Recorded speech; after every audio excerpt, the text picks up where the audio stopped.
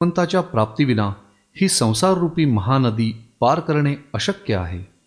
भगवंताचे भजन कसे करता येते याचे ज्ञान कृपाळू श्री सद्गुरूंकडून प्राप्त करता येते, परंतु त्यासाठी श्री गुरूंची प्रसन्नता लाभणे अति आवश्यक आहे. काय केल्याने श्री गुरु प्रसन्न होऊन तो बोध आपल्याला सांगतील? शोधले तर श्री ज्ञानेश्वरी या ग्रंथात अनेक उपाय सापडतील. त्यापैकीच एक उपाय पुढील चिंतनाद्वारे आपल्याला हभप श्री संदीप महाराज स्पष्ट करून सांगत आहेत. माझी तनु आणि प्राण या दोन्ही पाऊवा लेऊ श्री चरण, करू भोगमोक्ष निंबलोण पायातया.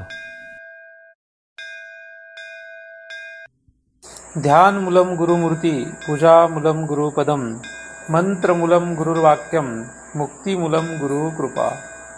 ब्रह्मेवाहम अहम ब्रह्म न चाहम ब्रह्मणा पृथक, नाहम देहो न मे देहा केवलहम सनातन.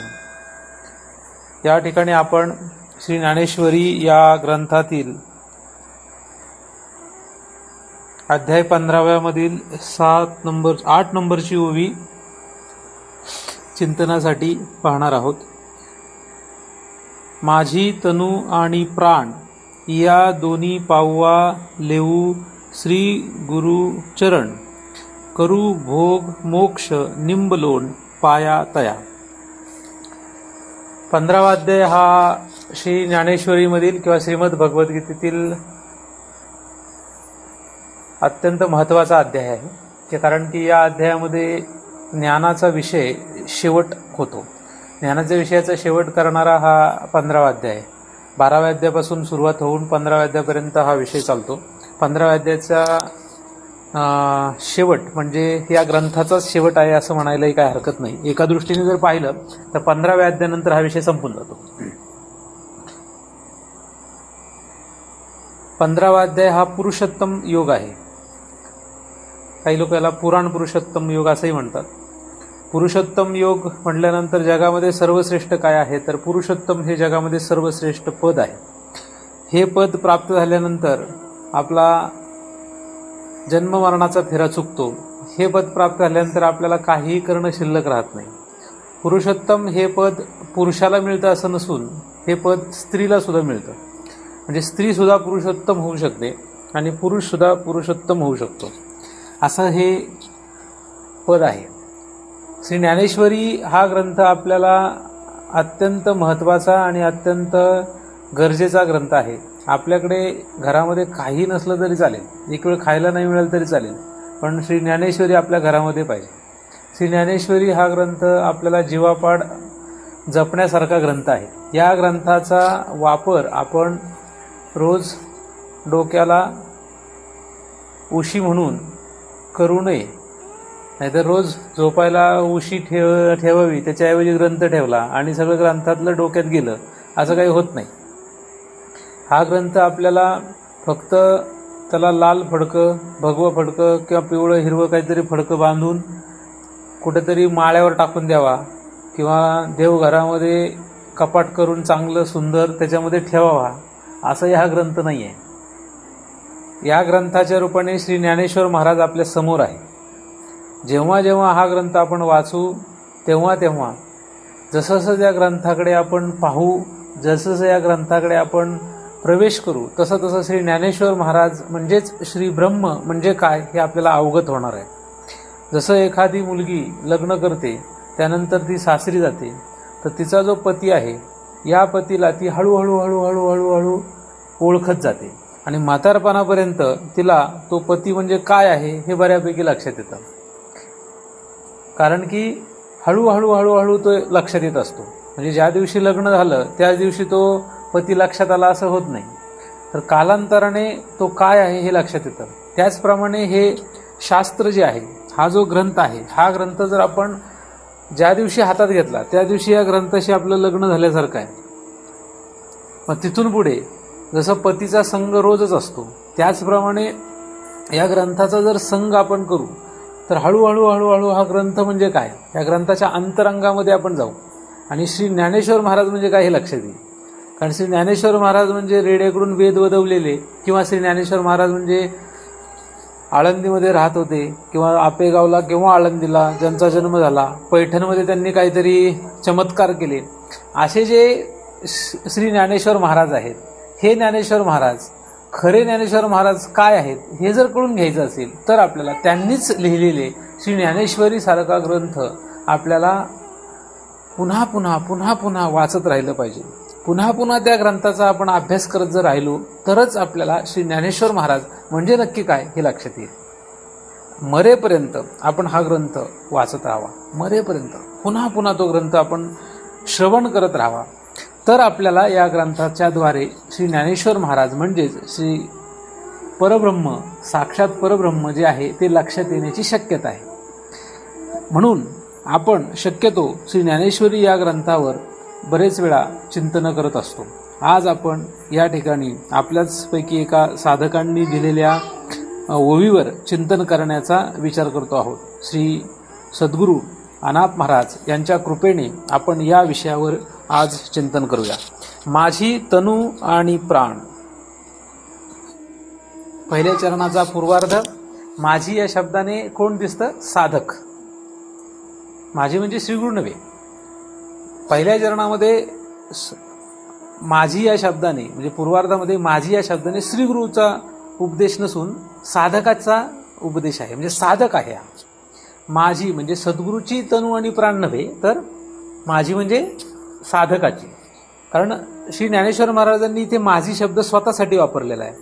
ज्ञानेश्वर महाराजांची जी पद्धत आहे पूर्ण ग्रंथभर अशी आहे की सुरुवातीला आणि शेवटी आणि मध्ये जेव्हा जेव्हा शक्य होईल तेव्हा श्रीगुरूंचं वर्णन करत राहणे, श्रीगुरूंचा महिमा गाणे, श्रीगुरूंचं कौतुक करणे, श्रीगुरूंचा गौरव करणे, असे त्यांची रीत ही सदैव पूर्ण ग्रंथभर दिसते. या 15व्या अध्यायाच्या सुरुवातीला सुद्धा त्यांनी श्रीगुरूचा महिमा वर्णन केलेला आहे.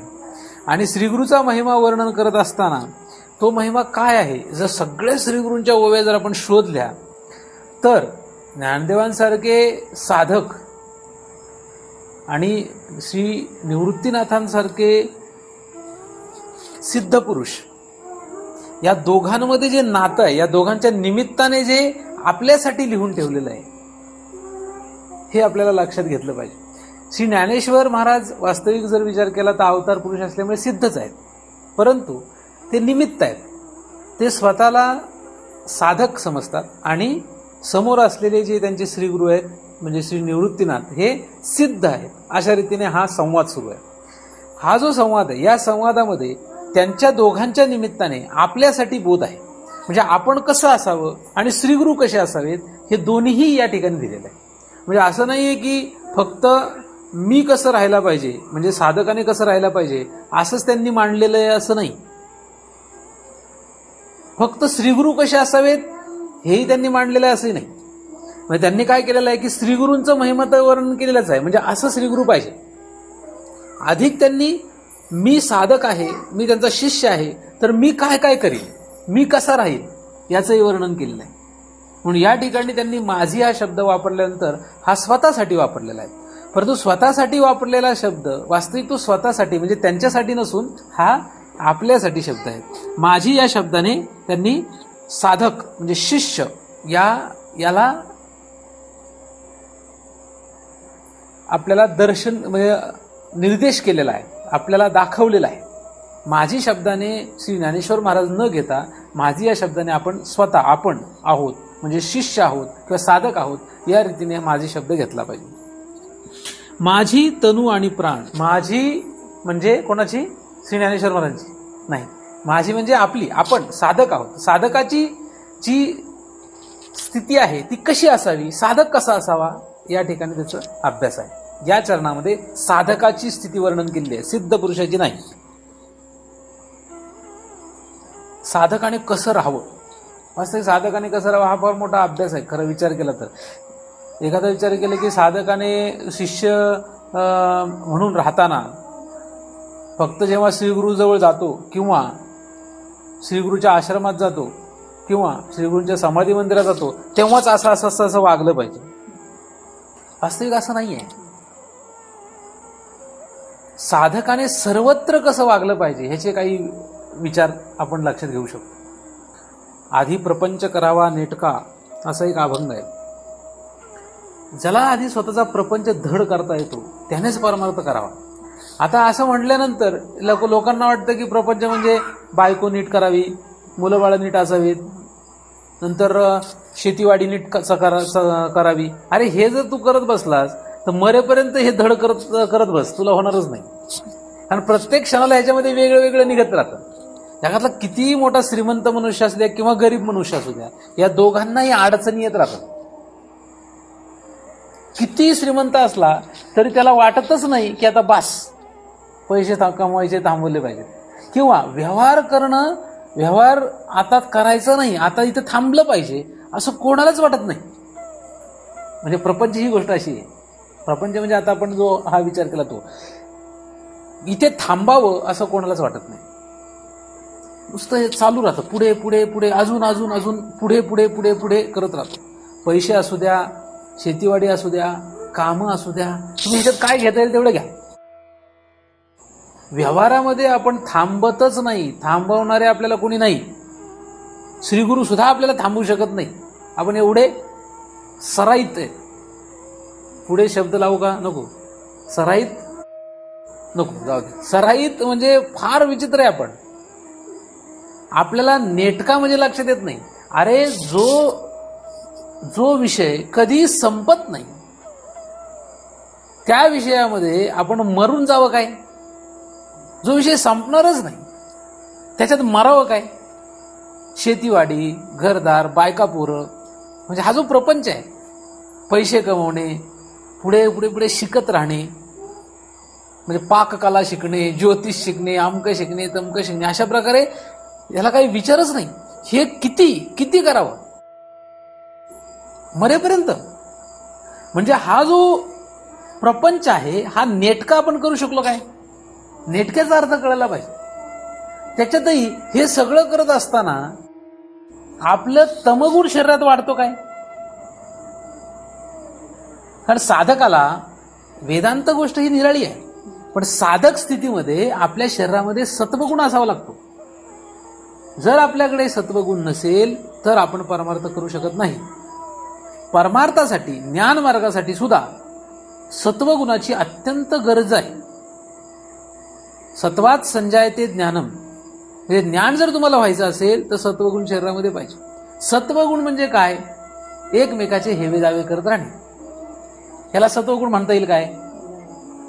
म्हणून प्रपंचामध्ये आपण जे काही जगतो आहोत यामध्ये कधीही कोणाचे हेवेदावे न करणे, प्रपंचामध्ये आता बास असं स्वतःलाच सांगणे, याच्या पुढे म्हणजे एक मर्यादा ठरवून घेतली पाहिजे. तुम्ही मर्यादा ठरवून घ्या की मी एवढं एवढं करणार आहे, त्याच्या पुढे मी काय करणार नाही. म्हणजे कोणाला? स्वतःला. जसं गाडी आपण चालवतो, एखादी गाडी जर आपण चालवत असू तर ही गाडी चालवताना आपण ठरवलं पाहिजे की या गाडीचा वेग किती ठेवायला पाहिजे? 100. असं आपण ठरवलं पाहिजे स्वतः. किती ठेवला पाहिजे? 70, 60, 40, 30, जे काही ते आहे. आता तुम्ही एखाद्या हायवेला जाताय आणि हायवेला तशी भीती पण असते.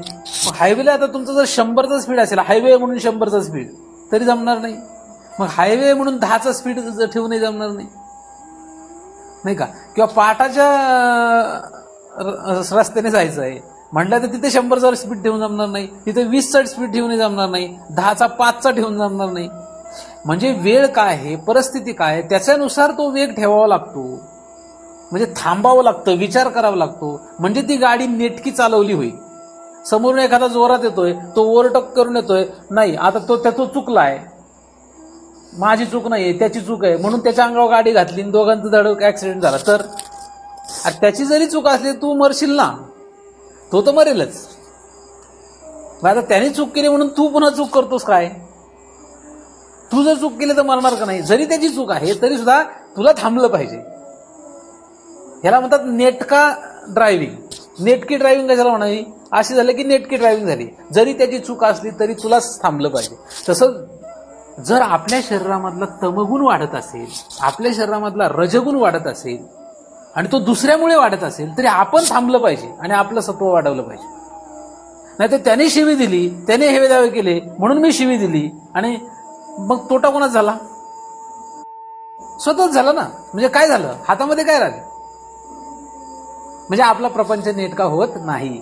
प्रपंच नेटका करणे म्हणजे काय, प्रपंच नेटका करणे म्हणजे कुठेही अस्थिरता निर्माण न होणे, कुठेही तुमच्या शरीरामध्ये दबाव तयार न होणे. जर तुमच्या शरीरामध्ये काही ना काही कारणाने दबाव तयार होत असेल, अस्थिरता तयार होत असेल, हे तर सोप्या भाषेत आहे. ज्या ज्या कारणामुळे तुम्हाला टेन्शन वाटत असेल ते सगळं तुमचं चुकीचं आहे. त्याच्याही पुढे गोष्ट धर्मशास्त्राच्या विचार केला तर ज्या ज्या क्रियेने तुमच्या पाप तयार होईल ती क्रिया प्रपंच नेटक्यामध्ये येत नाही. तुमचं पुण्य उत्पत्ती नाही झाली चालेल, पण पाप तरी कमीत कमी निर्माण होऊ नये. कारण पापाचं फळ हे नरक आहे आणि पुण्याचं फळ हे स्वर्ग आहे, हे ठरलेलंच आहे. साधक दशेमध्ये याचा विचार फार बारकाईने करावा लागतो. आता हे सगळं प्रपंच म्हणजे असे जर विचार करत राहिला तर आपण तासनतास जरी बोलत राहिलो तर ते संपणार नाही. परंतु साधक गणित आहे की प्रपंच नीट असावा, म्हणजे प्रपंचात आपण स्थिर असावं. काय असावं, स्थिर. स्थिर कधी असतो, महिन्याला 2,000 पगार आहे, त्याची आशा असते 3,000 मिळावा. 3,000 मिळाले की म्हणतो 5,000 मिळायला पाहिजे, 5,000 मिळाले की 10,000, 10,000 मिळाले की 50, 50 झाले की 1,00,000 पाहिजे. आता त्याचा स्थिर आहे का तो, नाहीये. म्हणजे याचा अर्थ काय आला, तो फसला. मग तिकडे त्याची व्यवहारामध्ये तो असं म्हणत असतो मला 1,00,000 पाहिजे, 50,000 पाहिजे, असं वाढ असं पाहिजे, आणि इकडे परमार्थही करत असतो. मला सांगा त्याला काय फळ मिळायचं, त्याला काही फळ मिळत नाही. कारण जो व्यवहारात स्थिर नसतो तो परमार्थ स्थिर होण्याचा प्रश्नच नाही आहे. ज्याला व्यवहार स्थिर आहे, व्यवहार धड आहे, त्याचाच परमार्थ धड होण्याची शक्यता आहे. जयाचे ऐहिक धड नाही तयाचे परत्र पुसो काही. जो ऐहिकात धड राहू शकत नाही, परत्र म्हणजे अधिष्ठानाचा विषय, परत्र हा शब्द अधिष्ठानासाठी वापरला तो. तयाचे परत्र पुसो काही, मग त्याचा अधिष्ठानामध्ये म्हणजे परमार्थामध्ये प्रश्न येतो कुठे, येऊ शकत नाही. म्हणून तुम्ही जसे आहात तसे आहात, जशी स्थिती आहे तैशा परी राहील. कौतुक तुप आहे संचिताचे, जे होईल संचितात त्याप्रमाणे होईल. अन्न धन मान हे तो प्रारब्ध अधीन जाण, ज्याप्रमाणे असेल ते मिळेल, ज्याप्रमाणे व्हायचं ते होईल, त्याचा विचार करू नका. तर तुम्ही स्थिर व्हाल, आणि तसे जर स्थिर झाले तर तुम्हाला परमार्थामध्ये येता येतं. परमार्थामध्ये आल्यानंतर 3 गोष्टी आहेत क्रमाने. एक म्हणजे ईश्वर, दुसरं म्हणजे शास्त्र, आणि तिसरं म्हणजे सद्गुरू. परमार्थाची सुरुवात होते ईश्वरापासून, परमार्थाचा मध्यंतर होतो शास्त्रावर, आणि परमार्थाचा शेवट होतो श्रीगुरूने. अशी 3 पायऱ्या आहेत परमार्थामध्ये. त्यातलं ईश्वर म्हणजे काय, दगड धोंडा कशाची पूजा करा, ईश्वराचीच पूजा आहे. कारण ईश्वर म्हणजे काय, तर चराचर सृष्टी हे ज्याचं अंग आहे त्याला ईश्वर असे म्हणतात. जसं आपलं हे शरीर आहे स्थूल शरीर, तसं ही चराचर सृष्टी जी आहे हे त्याचं स्थूल शरीर आहे, पूर्ण शरीर. त्यामुळे या ठिकाणी तुम्ही कशाचीही पूजा करा, ती ईश्वराची पूजा आहे. एखाद्याने प्रतिमा बनवली आणि त्याची पूजा केली तरी ईश्वराची पूजा आहे. एखाद्याने दगड घेतला, त्याला सेंदूर पासला, त्याची पूजा केली तरी ईश्वराची पूजा आहे. एखाद्याने गवत घेतलं, गवताची पूजा केली तरी, एखाद्याने कुदळ घेतली, त्याला धुवून कुदळीची पूजा केली तरी ईश्वराचीच पूजा. तुम्ही कशाचीही पूजा करा, तुम्हाला काय वाटतंय, काय आवडतंय, ठीक आहे, त्याची पूजा करा. एखादा यंत्र मशीन ज्याच्यावर तो काम करतो, धुवून पिऊन त्याची पूजा केली तरी ईश्वराचीच पूजा आहे. अशा रीतीने जो कोणी कशाचीही पूजा केली तरी ईश्वराची पूजा होते. आणि असं केल्यानंतर कालांतराने, असं बराच काळ केल्यानंतर त्याला जे वाटेल त्याची त्याने पूजा केली तर बऱ्याच काळानंतर त्याला शास्त्र वाचावं असं वाटतं. म्हणजे हे त्या ईश्वराची प्रसन्नता आहे. शास्त्राची पूजा केली. आता शास्त्राची पूजा कशी करणार, शास्त्र घेतलं आणि कपाटात ठेवून दिलं, ही पूजा नाही होत. शास्त्र घेतलं आणि देवाऱ्यात ठेवलं, ही पूजा नाही होत. ती तर ठीक आहे, हे स्थूल झालं. परंतु मग ते शास्त्र जर वाचायला लागला, हळूहळू शास्त्र जेव्हा वाचत असतो ते काही नाही कळलं तरी ती शास्त्राची सेवा होते. आणि तशी शास्त्राची सेवा जशी घडत राहते हळूहळू हळूहळू हळूहळू पुढे जाऊन, मग तुम्ही हरिपाठ म्हणता, तुम्ही आता या ठिकाणी काहीतरी आरती वगैरे काहीतरी म्हटले, तर हे शास्त्रातलाच विषय आहे. म्हणून तुम्ही नाही म्हटलं तरी ती सेवा झाली. लहान लहान मुलं नुसती ते ऐकायला बसली तरी त्यांची सेवा झाली. त्यांना नाही कळलं तरी चालतंय, त्याने पाठ नाही केलं तरी चालतंय, नुसतं त्यांनी ऐकलं तरी ती काय झाली, आपोआप त्याची सेवा होते, शास्त्रसेवा. आणि मग ही शास्त्रसेवा पुढे काय करते, श्रीगुरूंकडे पाठवते. म्हणजे शास्त्राची प्रसन्नता ही श्रीगुरूकडे पाठवते. जेव्हा श्रीगुरूकडे आपण येतो तेव्हा आता प्रश्न येतो की श्रीगुरूची सेवा कशी करायची. म्हणजे आपण श्रीगुरूंच्या सेवेवर कधी येणार आहे, जेव्हा तुम्ही हे सगळं केलेलं असेल तेव्हा. तुमचा प्रपंच धड. आता प्रपंच धड नसेल आणि श्रीगुरूंची सेवा करतो, मला नाही माहिती काय फळ मिळेल तुम्हाला. प्रपंच धड ठेवा, प्रपंचात स्थिर राहा, प्रपंचात पाप करू नका, प्रपंचामध्ये कुठल्याही प्रकारचा विचित्रपणा करू नका.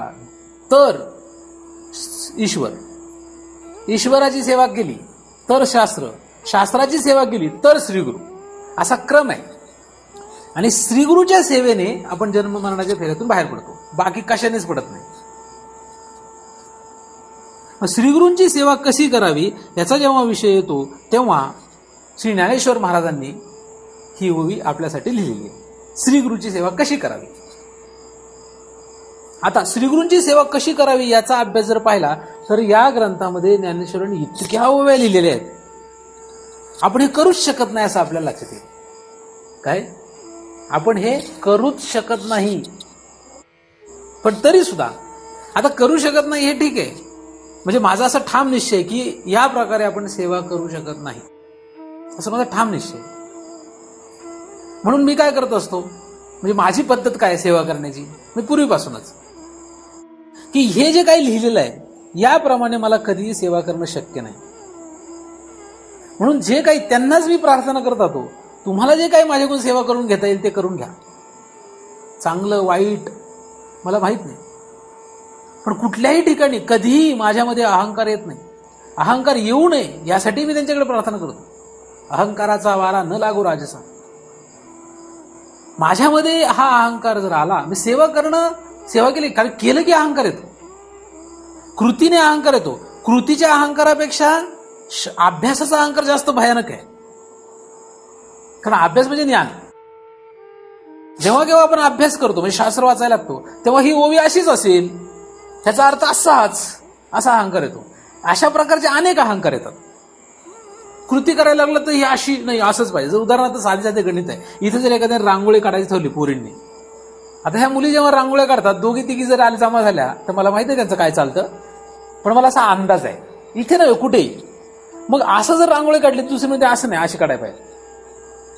मग त्यांच्या सुद्धा जराशी गडबड होते.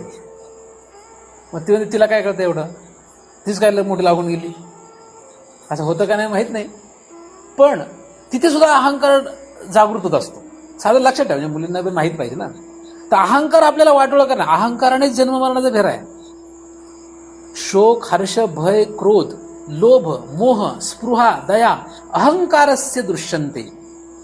जन्म मृत्यूच्या नात म्हणा, जन्म मृत्यूसह शोक, हर्ष, भय, क्रोध, लोभ, मोह इत्यादी सगळे कोणामुळे आले, एका अहंकाराच्या पोटी निर्माण होतात. आणि अहंकार किती फटकन आणि साधा असतो बघा. सगळेजण समान रीतीने कामं करू शकतात काय, नाही करू शकत. सगळ्यांची क्वालिटी तशीच असू शकते काय, नाही. समजा एखाद्याची क्वालिटी चांगली आहे, पण त्याच्यापेक्षा चांगली क्वालिटी असल्यावर दुसरा कोणीतरी असू शकतो, म्हणजे आता अहंकार करायचं काही कारण आहे. समजा मी जर म्हटलं माझ्यासारखं चिंतन कोणीच सांगू शकत नाही, असं काही नाहीये, असं काहीच नाहीये. श्री व्यासांनी जे बोललं ते मी बोलू शकतो काय, म्हणजे व्यासांच्या पुढे जर मी विचार केला, व्यासांच्या पुढे श्री ज्ञानेश्वर महाराज म्हणतात की मी मंदमती आहे. व्यासांपुढे श्री ज्ञानेश्वर महाराज जर मंदमती असतील, व्यास जर प्रकाशमान असे सूर्य, तेजोमय सूर्य असतील, आणि श्री ज्ञानेश्वर महाराज जर एक छोटीशी पणती सारखे असतील, तर मी कुठे आहे, मी तर अंधारामध्ये पण कुठंच नाही ना. हे जर आपण लक्षात घेतलं तर आपल्याला अहंकार येत नाही. लक्षात. म्हणून ज्या क्रिया आपण करतो सेवा म्हणून, याच्यामध्ये कुठे अहंकार न येणे फार महत्वाचं आहे. लक्षात. अज्ञानी माणसाला एवढा अहंकार येत नाही, पण शास्त्राचा अभ्यास केल्यामुळे किंवा सेवा करायला लागल्यामुळे फार अहंकार येतो. नवल अहंकाराची गोठी जे न लागे सज्ञानाच्या पाठी, नाही अज्ञानाच्या पाठी. सज्ञानाच्या झोंबे कंठी नाना संकटे नाचे. त्यामुळे शास्त्र वाचायला लागलं, श्रीगुरु सेवा करायला लागलं. कारण शास्त्र कसं आहे, शास्त्र आधी आहे आणि श्रीगुरु नंतर आहेत. म्हणजे जो शास्त्र अभ्यास करतो तो श्रीगुरूंच्या चरणाजवळ जातो, म्हणजे त्यांच्या सान्निध्यात आपोआपच जातो. त्यांच्या सान्निध्यात आला की शास्त्र अभ्यास होतच असतो. म्हणून अहंकार इथे फार येण्याची शक्यता असते. म्हणून आपल्याला हे लक्षात घेतलं पाहिजे की ह्या सर्व अभ्यासाने आपण जर सेवा करायचं ठरवलं तर आपण तसं करूच शकणार नाही. म्हणून त्यांनाच श्रीगुरूंनाच प्रार्थना करायची की बाबा रे, जे काही वाईट भाव असतील, ज्याने कशाने मी विरुद्ध दिशेने जाणार असेल, ते माझं तू काढून टाक. तुमच्या कृपेने माझे वाईट सर्व जे काही भाव असतील, जेणे मी या चक्रामध्ये पुन्हा पुन्हा गुंतणार असेल, तर ते काढून टाक. कारण 99.99% इतके जरी तुम्ही पुढे गेलेले असले तरी सुद्धा तिथून घसरण्याची शक्यता असते, असं राणे सर म्हणतात. ते सांगत असतात काय, 99.99% जरी एखादा पोचलेला असेल तर तिथून तो खाली घसरू शकतो. म्हणून आपल्याला काय, शरणागती हा भाव फार महत्वाचा आहे. कारण आपण जे काही समजतो, म्हणजे मुंगीलाही असं वाटतं माझंच खरं आहे. मुंगी काय म्हणते, मुंगीला वाटतं मीच खरी आहे, तसंच आपल्याला वाटतं मीच खरं आहे. असं काही नसतं. म्हणून हा जो भाव आहे हे पहिलं लक्षात घ्या. भाव जो आहे हा भाव स्वतःचा पहिलं बदलणं गरजेचं आहे सेवेमध्ये. श्री ज्ञानेश्वर महाराजांनी लिहिलेल्या सर्व ओव्या ज्या श्रीगुरूंच्या सेवेसाठी आहेत किंवा श्रीगुरूंना शरण राहण्यासाठी आहेत, या सर्व ओव्यांचा जर विचार केला तर आपण तशी सेवा कुठल्याही परिस्थितीत करूच शकणार नाहीये. पण तरी सुद्धा आपल्याला जे काही शक्य आहे, जेवढं काही, ते बिंदू मात्र असणार आहे. किती त्यांनी जे सांगितलं त्याचा किती भाग असणार आहे, बिंदू मात्र असणार आहे. म्हणून आपल्याला अहंकार येण्याचं काहीच कारण नाही का. काय येणार आहे अहंकार करायचं, अहंकार येऊ शकत नाही. आणि ह्याच्यामध्ये काय असू शकतं, सेवा ही कुठपर्यंत जाऊ शकते, याचाच एक अभ्यास म्हणून या ओळीमध्ये काही त्यांनी आपल्याला माहिती दिलेली आहे. माझी तनु आणि प्राण. तनु म्हणजे तन म्हणजे शरीर, प्राण म्हणजे सूक्ष्म शरीर. दोन शरीरांचं इथं तन या शब्दाने स्थूल शरीर दिसतं.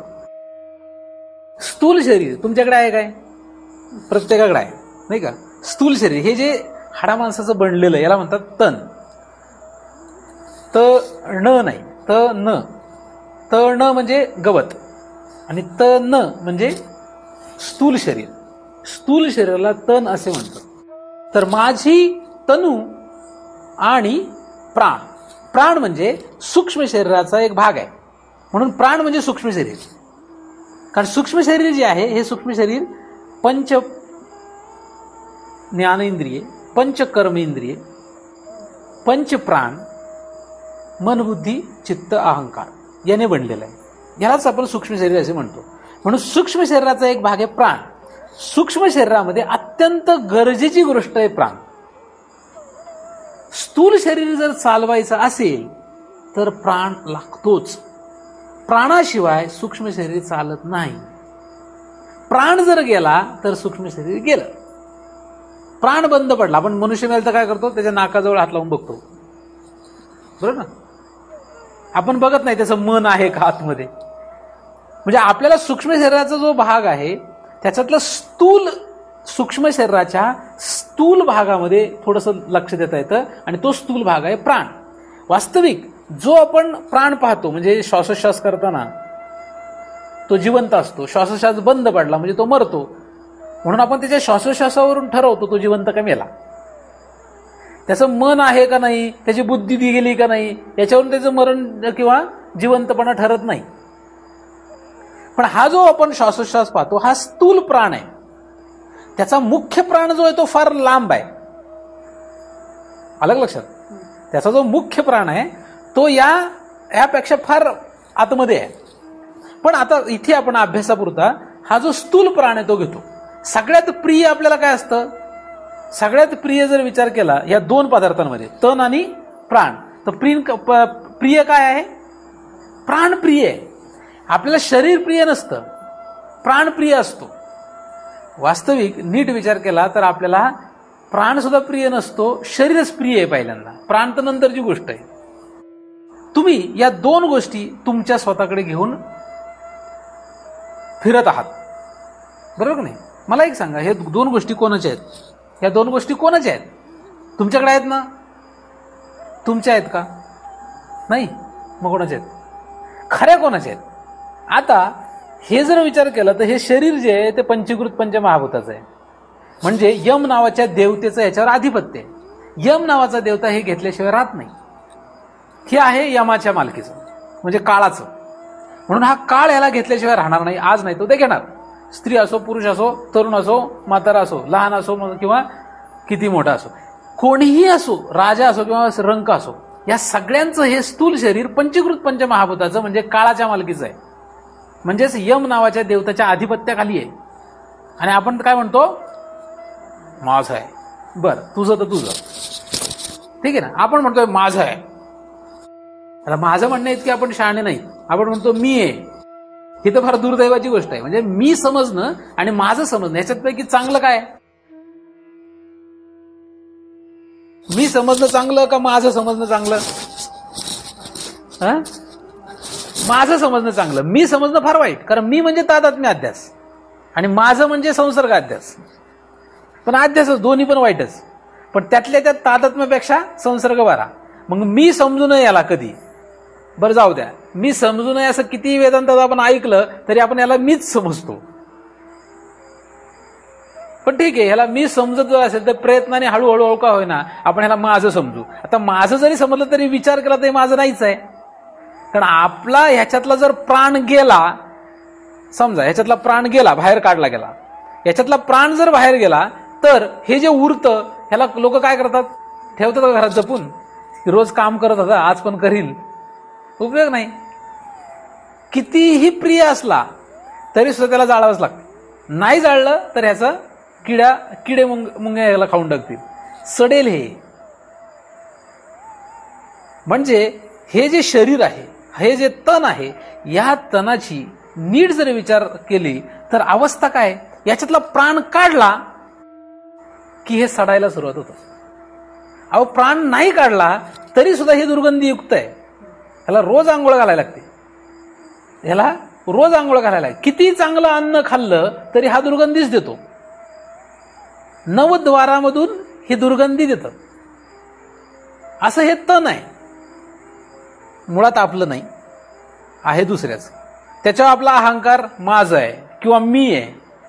तिसरी गोष्ट, जरी ते असलं दुसऱ्याचं असो किंवा कोणाचंही असो तरी ते कसं आहे, घाणेरड आहे. रवरव दुर्गंधी अमंगळ तिचा बांधा, चर्म घातलेवरी कुर्म कीटकांचा सांधा, असं हे शरीर आहे. आणि हे शरीर जे आहे ह्याच्यावर आपण माझं माझं म्हणून किंवा मी समजून अनंत जन्मांपासून फिरतोय. या जन्मामध्ये आपल्याला हे शरीर आहे, पुढच्या जन्मात दुसरं. पंचीकृत पंचमहाभूताचं वेगवेगळे शरीर प्राप्त करत जातो. जसं सूक्ष्म शरीर असेल तसं. सूक्ष्म शरीर माणसाचं असलं की स्थूल शरीर सुद्धा माणसाचं तयार होतं. आता आपण सूक्ष्म शरीर माणसाचं घेऊन फिरतो म्हणून आपल्याला स्थूल शरीर सुद्धा माणसाचंच आहे. म्हणजे संस्कार जसा असेल तसं शरीर मिळतं पुढे. तर जसं आपलं सूक्ष्म शरीर आहे, सूक्ष्म शरीर मनुष्याचं असल्याशिवाय स्थूल शरीर मनुष्याचं येत नाही. हे जे शरीर आहे हे माणसाचं काय आहे, कारण आपलं सूक्ष्म शरीर माणसाचं आहे. म्हणून ज्या दिवशी त्याचा तो भोग संपेल तेव्हा हे आपण ह्याच्यातून बाहेर पडणार. म्हणजे हे जे शरीर आहे हे शरीर आपलं नसताना, अधिक दुसऱ्याचं असून ते दुर्गंधीयुक्त असताना त्याच्यावर अहंकार किती आपला. मग ह्याचा वापर काय करायला पाहिजे नक्की. ह्याच्या वापराने समजा दुसऱ्याचं आपण घेतलंय, हे घेतलंय कोणाचं, दुसऱ्याचं. तुम्ही जरी नाही म्हटले तरी ते घेतलेलंच आहे. जगातलं एक तरी दाखवा की त्याने टिकून ठेवलं नाही, हे माझं आहे, मी माझ्याकडे ठेवणार आहे. जरी आपल्याकडे सोनं नाणं असतं किंवा आपल्याकडे गंठन बिंठन काहीतरी सोनं बनवलेलं असेल ते आपण गुपचूप आपलं ठेवतो, मरेपर्यंत लपून ठेवतो की नाही माझं आहे ते, कोणाला देणार नाही. तसं ह्याला करता येईल काय? ह्याला करू शकत नाही. तुम्ही किती ह्याला लपून ठेवा, यमदूत येऊन ह्याच्यातला प्राण काढतोच बाजूला आणि ह्याला पुढे बाजूलाच करून टाकतो. म्हणजे ह्याला आपण माझं माझं समजून कितीही जरी उड्या मारल्या, कितीही जरी वाटेल ते केलं तरी सुद्धा ह्याची गती काय, ह्याचा शेवट काय. ह्याचा शेवट म्हणजे आपल्याजवळ हे राहणार नाही. म्हणून याचा वापर कसा करावा ह्याची अक्कल असायला. काय स्थूल शरीराचा वापर कसा करावा, कसा करायला पाहिजे, कोणासाठी केला पाहिजे. या शरीराचा वापर अशासाठी केला पाहिजे की जेणेकरून आपल्याला पुन्हा पुन्हा जन्म मरण यायला नको. स्थूल शरीराचा वापर अशासाठी करायला पाहिजे, स्थूल शरीर अशासाठी झिजलं पाहिजे, झिजणारच आहे ते, नाही म्हटलं तरी जर्जर होणार आहे. मग या शरीराचा वापर अशासाठी करायला पाहिजे की जेणेकरून पुन्हा पुन्हा जन्म मरण यायला नको. ज्यांना कोणाला वाटत असेल की आपल्याला पुनरावृत्ती होऊ नये, त्याला सगळ्यात चांगलं काम काय आहे, सगळ्यात महत्वाची गोष्ट काय आहे की स्थूल शरीर माणसाचं, मग स्त्री असो किंवा पुरुष असो, माणसाचं शरीर मिळालं, या शरीराचा वापर आता असा करता येईल की पुन्हा पुन्हा जन्ममरण येणार नाही. आणि हे कसं शक्य आहे? एकतर शास्त्रसेवा किंवा एकतर श्रीगुरु सेवा. शास्त्र सेवेत तरी ह्याला अडकवा किंवा श्रीगुरु सेवेत ह्याला अडकवा. श्रीगुरु सेवा कशी करावी अनेक रीतीने मांडलेलं आहे, परंतु त्यातल्या त्यात जे आपल्याला शक्य होईल, जसं होईल तसं करायला पाहिजे.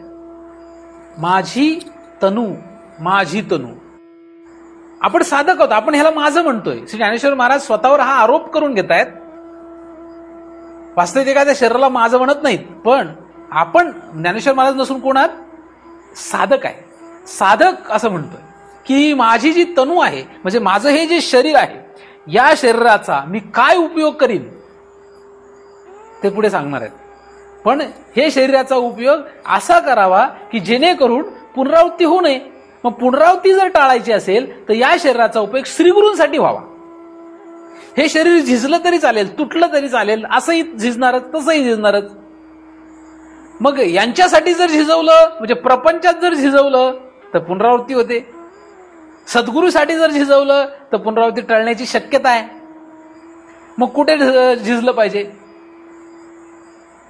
दोनच गोष्टी आहेत. प्रपंचासाठी झिजलं की पुनरावृत्ती ठरलेली आहे, आणि श्रीगुरूंसाठी जर झिजलं तर जन्ममरणाचा फेरा संपण्याची शक्यता आहे. मग कुठे तुम्ही म्हणाल की इकडे पण शक्यता आहे, पण तिकडे शक्यता नाही. तिकडे तुम्ही पुनरावृत्ती होणारच आहे. इकडे शक्यता हा शब्द मी का वापरतोय? कारण मला माहित नाही ना तुम्ही पोचाल का नाही तिथे, म्हणून कुठे अडकेल सांगता येत नाही. पण इथे तर नक्कीच आहे. जो प्रपंचामध्ये या शरीराला झिजवतो तो पुन्हा पुन्हा पुन्हा पुन्हा जन्ममरणाच्या फेऱ्यात अडकतो. तुम्ही काय करायचं ते करा, जे शोध लावायचे ते शोध लावून या, तुम्हाला हेच सापडेल. माझ्या शब्दांवर विश्वास ठेवा. स्थूल शरीर जर तुम्ही प्रपंचात झिजवलं तर तुम्हाला पुनरावृत्तीपासून साक्षात परमेश्वर जरी आला तरी वाचू शकत नाही. आणि जर हे स्थूल शरीर श्रीगुरूंसाठी झिजवलं तर मात्र तुम्ही या चक्रातून बाहेर पडण्याची शक्यता आहे. मग हे शरीर कुठे झिजवावं, कधी झिजवावं? या ठिकाणी पडलेलं गवत जरी काढलं, तुम्ही उगवलेलं गवत जरी काढलं तरी कोणासाठी झिजवलं? मग गवत काढल्यानंतर सगळ्या गावभर भोंगा लावून फिरायचं, या दिवशी मी या ठिकाणी एवढे तास श्रीगुरूंच्या मंदिरासमोरचं गवत काढलं काढलं काढलं, रोज सांगतो. कोणाला? गावभर भोंगाच लावून सांगतो. अरे करतोच कशाला तू? ह्या हाताने गवत काढलं तर ह्या हाताला कळलं नाही पाहिजे. काय सेवा कशी असायला पाहिजे? ह्या हाताने गवत काढलं ना श्रीगुरूच्या दारातलं, आता हे श्रीगुरूचं दार आहे, ही जी जागा ही श्रीगुरूची दार आहे आपली. इथून तुम्हाला जन्ममरणाचा फेरा चुकवता येईल या दारातून. ह्याला तुम्ही सामान्य ठिकाण समजू नका. आता हे काही दिघे पाटलांचं नाही, दिघे पाटलांचं राहिलंच नाही, ते संपला विषय त्यांचा. हे ठिकाण आता काही सामान्य ठिकाण नाही. या ठिकाणी एक मातीचा कण सुद्धा जर तुम्ही कपाळाला लावून फिराल तर तुमचं आज्ञाचक्र खुलं होईल, आणि काय करावं आणि काय करू नये, जन्ममरणाच्या फेऱ्यातून कसं बाहेर पडावं याची अक्कल येईल. म्हणून इथली माती सुद्धा अत्यंत महत्वाची आहे. इथलं गवत जर काढलं तर आपल्याला अहंकार येऊ नये, कळू नये. आपण सेवा कधी केली आपल्याला कळू नये, दुसऱ्याला कळण्याचं तर लांबच. अहंकार येण्याचे तर नाहीच बरं का, कळू नये म्हटलं मी. अहंकार तर लांबच आहे फार, अहंकार हा शब्दच नाही. मग इथेच राहून करू शकतो का सेवा? यांना इथे त्यांचं फार मोठं कौतुक आहे, फार आनंदाची गोष्ट आहे त्यांच्यासाठी. माझ्यासारख्या व्यक्तींना नाही राहता येणार शक्य इथे, नाही का? माझ्यासारखी व्यक्ती काय 24 तास इथे राहू शकते का? नाही राहू शकत. माझ्यासारखी व्यक्ती आळंदीत आहे, मग आळंदीत राहून काय करू शकतो? तिथे राहूनही मला सेवा करता येऊ शकते. 10 रुपये मिळाले तर त्यातले 1 रुपया तरी देऊ शकतो मी. पण 1 रुपया जेव्हा देतो तेव्हा उजव्या हाताने डाव्या हाताला कळला नाही पाहिजे. स्थूल शरीराचा वापर मी कशासाठी करू शकतो? स्थूल शरीर माझं तनू अनंत प्रकार मी तुम्हाला सांगू शकतो, किती अनेक प्रकार सांगू शकतो. पण काहीही जरी केलं, शरीराचा वापर कसाही केला तरी ह्या हाताचं त्या हाताला नाही कळलं पाहिजे. अशी ही तनू आपल्याकडे आहे. या शरीराचा वापर आपण फार योग्य रीतीने करू शकतो. कसा करायचं ते पुढे त्यांनी सांगितलेलं आहे, पण मी तरी सुद्धा एक माहिती म्हणून या गोष्टी सांगितल्या. माझी तनु आणि प्राण. आता प्राण सुद्धा, आपला प्राण कोणासाठी झिजत असतो? प्राण कोणासाठी दिला पाहिजे? प्राण देऊ का आपण? आपण प्राण कधी देणार? कोणालाच देत नाही. आपण प्राण फार हुशार होतो. प्राण कोणालाही देत नाही, पण प्राण द्यायची वेळ आली तर प्राण द्यायची वेळ आली. आईचा श्वासोश्वास कधी अडकतो माहितीये का? आईचा श्वासोश्वास कधी अडकतो? आता जातोय की राहतोय, बंद होतोय की चालतोय? आईचा श्वासोश्वास कधी होता सांगा? तुम्हाला चांगलं माहिती, स्त्रिया जास्त असल्यामुळे. कधी होतं असं? पोटचं पोरग जर मरायला टेकलं तर आईला असं वाटतं मी मरते का जाते, म्हणजे प्राण, आणि तिला त्याच्याबद्दल काही दुःख नसतं. प्राण गेला तरी बेहत्तर, पण पोटचं पोरग मिळलं नाही पाहिजे, अशी आई विचार करते. कधी करते ना अशी? म्हणजे स्वतःचा प्राण सुद्धा द्यायला आई तयार होते. केव्हा? जेव्हा पोटचं पोरग जाईल की काय अशी भीती. प्राणावर कधी येतं? प्राणावर. तोपर्यंत येत नाही. प्राणावर जोपर्यंत व्यवस्थित चाललेलं असतं काही अडचण नसते. प्राण व्यवस्थित, त्याला काही अडचण नसते. म्हणजे ही एवढी तयारी प्राणाची आईची असते मुलासाठी. आता हा जो प्राण आहे हा अत्यंत महत्वाचा आहे, कारण प्राण जर राहिला तरच शरीर चालतं. हे स्थूल शरीर चालवण्यासाठी प्राणाची गरज आहे. म्हणजे प्राण प्रमुख आहे. प्राण काय? प्रमुख आहे. एकदा भांडणं सुरू झाली, वेदामध्ये हे आलेलं आहे, उपनिषदांमध्ये सगळ्या इंद्रियांमध्ये भांडणं सुरू झाली. मन, सगळेजण एक एक एक एक इंद्रिय.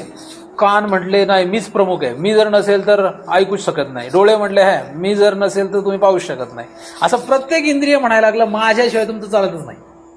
मी जर नसेल तर तुमचं काही चालत नाही. मन म्हटलं मी संकल्प केला नाही तर, बुद्धी म्हटले मी निश्चय केला नाही तर, अहंकार म्हटलं मी अहम नाही धरला तर, पाय म्हटले मी चाललोच नाही तर.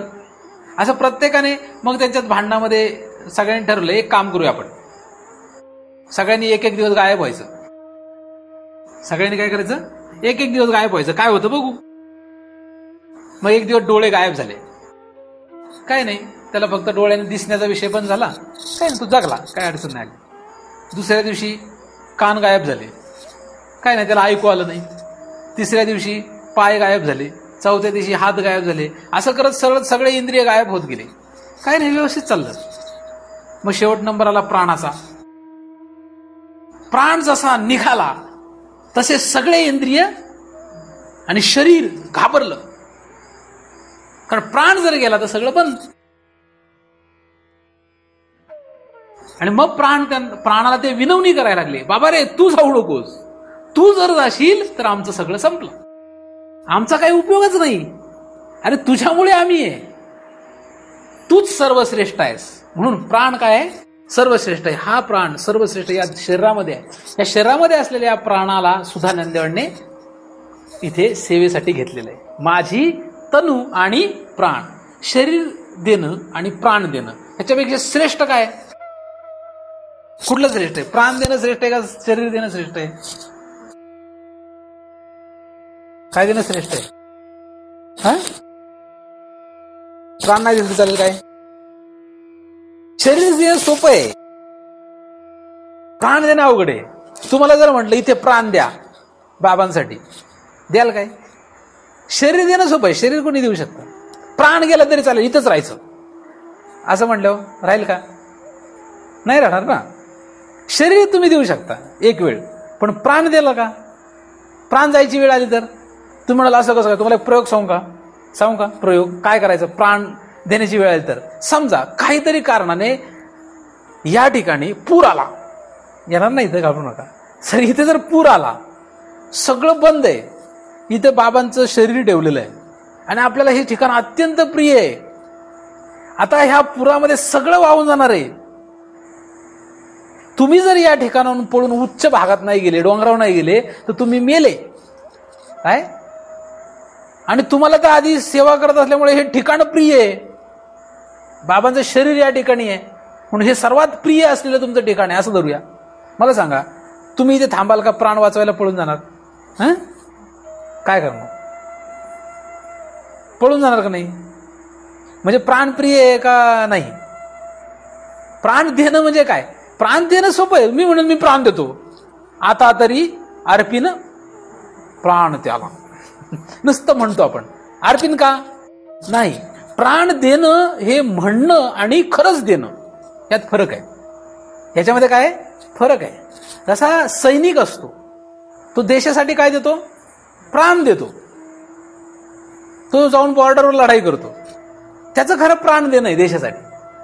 म्हणजे गरज पडली तर प्राण देणे असं त्याचा अर्थ होतो. जर वेळ आली तर प्राण देऊ शकतो, एवढी तयारी असू द्यायला पाहिजे. आणि प्राण देणं हे अवघड का? कारण प्राण सर्वश्रेष्ठ आहे. सर्वश्रेष्ठ वस्तू कोणी देत नसतो. काय आपण काय देऊ?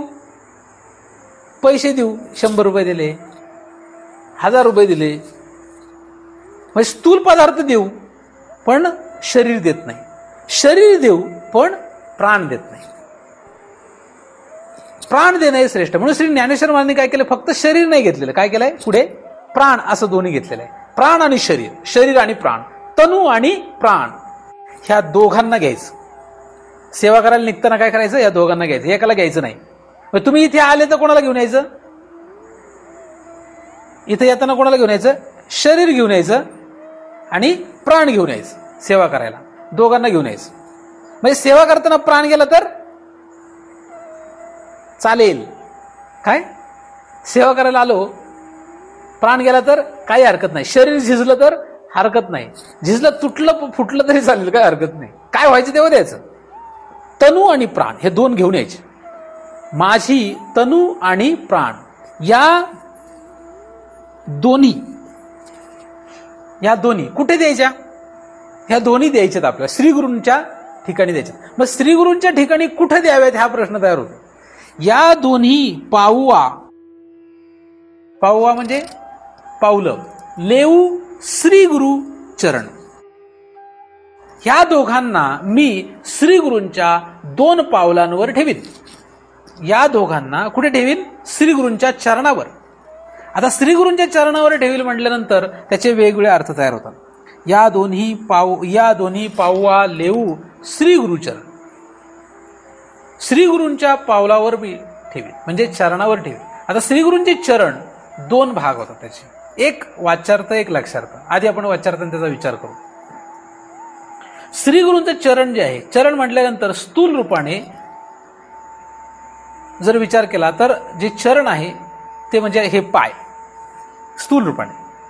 आता श्रीगुरूंचे चरण आपल्याला काही दिसत नाही, म्हणजे जेव्हा श्रीगुरू असतात तेव्हा त्यांचं स्थूल रूपाने चरण दिसतं.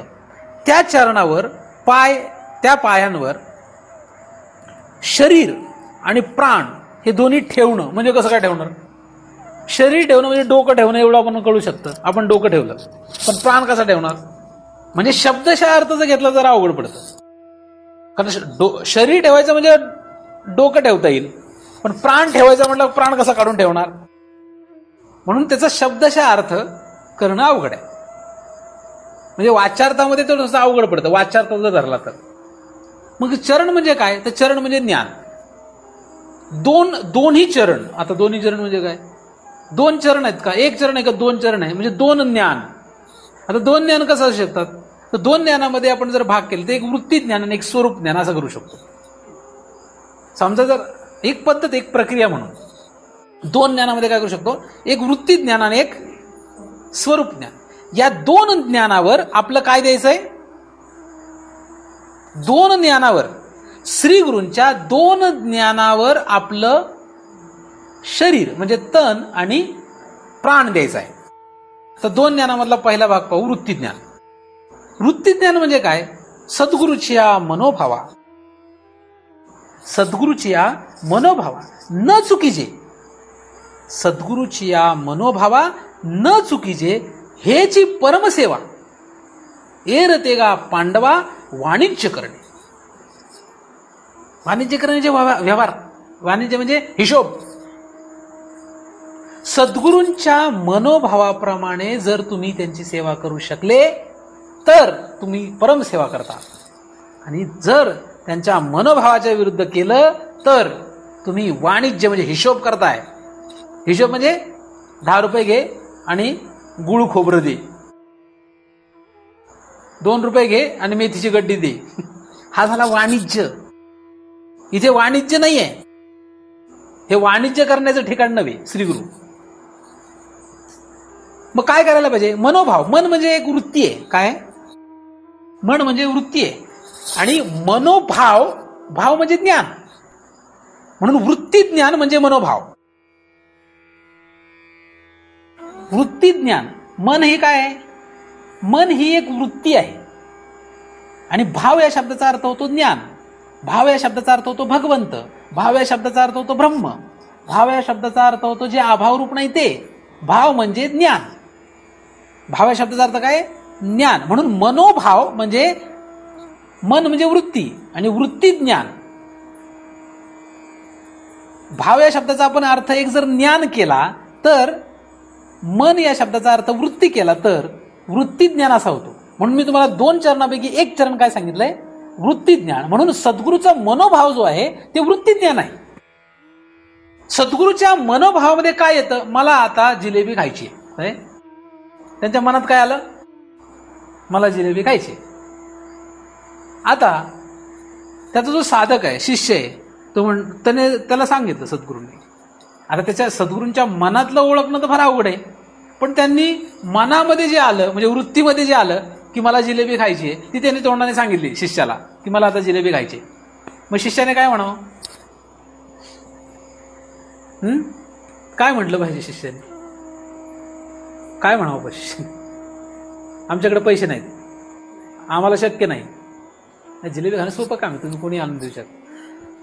सद्गुरूच्या मनामध्ये जे येईल ते मनात त्यांनी काही म्हणू द्या. त्यांनी म्हटलं जिलेबी खायची, ठीक आहे. त्यांनी म्हटलं आता आणली का जिलेबी, फेकून दे, चल, फेकून द्यायची. त्यांनी म्हटलं परत घेऊन ये, परत घेऊन यायची. असं किती वेळा करू दे? 10 वेळा, 50 वेळा, 100 वेळा करू दे. करू का आपण? करू शकत नाही. असं त्याने जर म्हटलं का मनोभाव हा का प्रत्येक वेळेस समान थोडी असू शकतो? वृत्ती प्रत्येक वेळेला समान थोडी राहते. सद्गुरूच्या मनोभावाप्रमाणे जर सेवा करणं ठरलं तर परमसेवा ज्ञानदेवांनी मांडली आहे.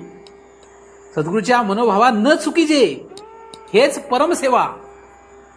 ही परमसेवा का मांडली आहे? कारण वृत्ती ज्ञान सदैव बदलत असतं. म्हणून सद्गुरूचा जो भाव आहे, हा वृत्ती भाव, हे जे सद्गुरूचं वृत्ती ज्ञान आहे, हे काय होईल? प्रत्येक क्षणाला बदलत राहील. प्रत्येक क्षणाला त्यांना वेगवेगळं वाटत राहील. म्हणजे आता ते म्हणतील जिलेबी आणि तर पुढच्या क्षणामध्ये मला नाही पाहिजे जिलेबी. आता म्हणतील मी तुमच्याकडे आलो आणि उद्या पुढच्या क्षणामध्ये येतच नाही. आता म्हणतील मी तर राहतो 2 दिवस आणि पुढच्या क्षणामध्ये चाललो आत्ता लगेच. काहीच सांगू शकत नाही. वृत्ती ज्ञान म्हणजे काही सांगू शकत नाही. मनोभाव सांगू शकत नाही, काय सांगूच शकत नाही. साधकाची हालत होऊन जाते मनोभावाची सेवा करता करता. म्हणून ही परमसेवा मांडलेली आहे. आणि कशाची सेवा करायची? तनु आणि प्राण, हे तर आपण आधीच ठरवलंय. पण एक चरण काय आहे? एक चरण म्हणजे मनोभाव, वृत्ती ज्ञान. त्यांच्या मनोभावाप्रमाणे, म्हणजे त्यांच्या मनोभावावर आपलं काय द्यायचंय? तन आणि प्राण, हे 2 गोष्टी द्यायच्यात. आणि त्यांचं तर सदैव बदलणार आहे. साधक विटाळून जातो, वैतागतो. काय होतं? वैतागून जातो इथे सेवा करता करता. वैतागून म्हणजे त्याची फार हालत होऊन जाते. पण एखादा जर इथं टिकला, एखादा टिकलाच तिथं, तर त्याला पुढे जाता येणार आहे. तुम्हाला एवढं अवघड आहे, कशाला डोक्याला त्रास करून घ्यायचा आहे? जाऊ दे ना, मरू द्या. त्यापेक्षा आपला घरदारा बायका प्रपंच बरा आहे ना. मला एक सांगा, नवऱ्याचे मनोभाव सांभाळता सांभाळता तुमचे काही नाकी नऊ आले नाही? सासू सासरे, मुलं बाळ, घनगोत, प्रपंचाच्या अनेक गोष्टी ह्या सांभाळता सांभाळता नाकी नऊ नाही आले? मग सद्गुरूचे मनोभाव सांभाळता सांभाळता नाकी नऊ यायचं काय कारण आहे? प्रपंचातला गोडवा वाटतो आणि सद्गुरूचा मनोभाव सांभाळताना, प्रपंचातल्या नवऱ्याचा मनोभाव सांभाळताना स्त्री थकते का? प्रपंचातल्या बायकोचा मनोभाव सांभाळताना हात थकतो का? मुलाबाळांच्या मनोभाव सांभाळता सांभाळता हात थकतो का? मरतो तो. अरे मुलाने मर्डर जरी केला तरी त्याला मुलगाला जवळ करतात हे आई बाप, का नाही करत? म्हणजे मुलाचे मनोभाव सांभाळता सांभाळता मुलगा मुलगी किती विचित्र निघाली, किती कशी निघाली, तरी आईबाप त्याला त्यांचा मनोभाव सोडतात काय? तिथून त्यांचा प्राण आणि तन बाजूला जातंय का? नाही जात ना. मग ज्ञानदेव महाराज फक्त मला इकडं नाही इकडे लावते. तुम्ही म्हणाल की श्रीगुरूचं अवघड आहे. अरे अवघड नाहीये, तू फक्त इकडे लावत होता त्याचा विचार कुठं करतोयस? श्रीगुरूंजवळ आला तर मात्र विचार करतोस. आणि प्रपंचात असतो तेव्हा यांचं सांभाळण्यामध्ये विचार नाही करत. मनोभाव जो आहे तो श्रीगुरूंचा सांभाळलास तर जन्ममरणाच्या फेऱ्यातून बाहेर पडशील. आणि नवरा बायकोचा यांचा सांभाळत बसशील तर पुनरावृत्तीत राहशील. मागच्या जन्माचे नवरा बायको ह्या जन्मात नाहीत आणि या जन्मातले पुढच्या जन्मात राहणार नाहीयेत. मग ह्यांचं कुठं आपलं नातं कायमचं आहे? या जन्मामध्ये नुसतं आपला भ्रम आहे ही माझी बायको, हा माझा नवरा आहे, हे माझं गणगोत आहे, हे माझे मुलं बाळ आहेत. नुसता भ्रम आहे, फसवणूक आहे, काही संबंध नाही आपला त्यांचा. तुम्ही जरी म्हणले आहे, बघा यम आल्यावर काय करतो मग? यम ठोका ठेवून देईल. गेले तुमचं. काही नवरा असेल तर सोबत येणार नाही, बायको असले ती येणार नाही, मुलं बाळ असले ती पण सोबत येणार नाही. जाळून टाकतील, मोकळे होतील. 10व्या दिवशी पंथी पण लावायची नाहीत. 10 दिवस लावतील असं धरूया. अलग लक्षात? ही आपली गती आहे. मग ही जर पुन्हा आपल्याला जर टाळायची असेल, पुन्हा पुन्हा अशी आपली हालत होऊन द्यायची नसेल तर काय करावं लागेल? सद्गुरूची हा मनोभावा सेवा कुठं करायला पाहिजे? आणि कोणी? तन आणि प्राण. जसं तन आणि प्राण ह्यांच्यात गुंतवत होता, उलट करायचंय फक्त. तन आणि प्राण कुठे? सद्गुरूच्या मनोभाव. हे झालं एक चरणावर. तन आणि प्राण कुठे ठेवलं? या दोन्ही दोन पावलांवर. कोणाच्या? श्रीगुरु. श्रीगुरु चरण. या दोन्ही पाववा लेऊ श्रीगुरु चरण. श्रीगुरु चरण दोन म्हणजे हे दोन आणि श्रीगुरूचे पण दोन असं धरूया आपण. एकच ज्ञान घेतलं तरी चालू शकतं, पण आता मी समजण्यासाठी तुम्हाला सुलभ व्हावं म्हणून 2 ज्ञान घेऊन समजावून सांगतोय. जेव्हा केव्हा तुम्ही सद्गुरूचा मनोभाव सांभाळू शकाल तर तुम्हाला दुसऱ्या सेवेचा अधिकार. पहिली सेवा पूर्ण झाल्याशिवाय दुसरी सेवा नाही. मनोभाव सांभाळता आला पाहिजे. श्रीगुरु म्हणतील ते. श्रीगुरु म्हटले आता प्राण दे, तर काय म्हणावं? काय म्हटलं पाहिजे? श्रीगुरूने म्हटलं आता प्राण दे, चल तुझा प्राण देऊन टाक, तर काय म्हणायला पाहिजे? लगेच पोलीस कंप्लेंट करायची जाऊन.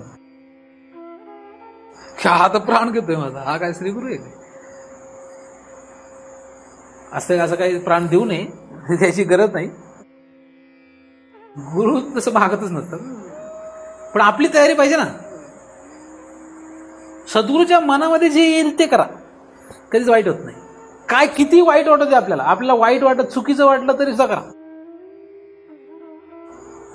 काय चुकीचं वाटलं तरी श्रीगुरूच्या मनात येईल ते करत राहा.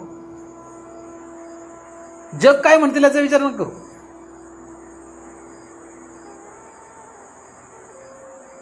जग काय म्हणतं, अक्कलवान मनुष्य काय म्हणतो, म्हणजे साधू पुरुष काय म्हणतात याला किंमत असते.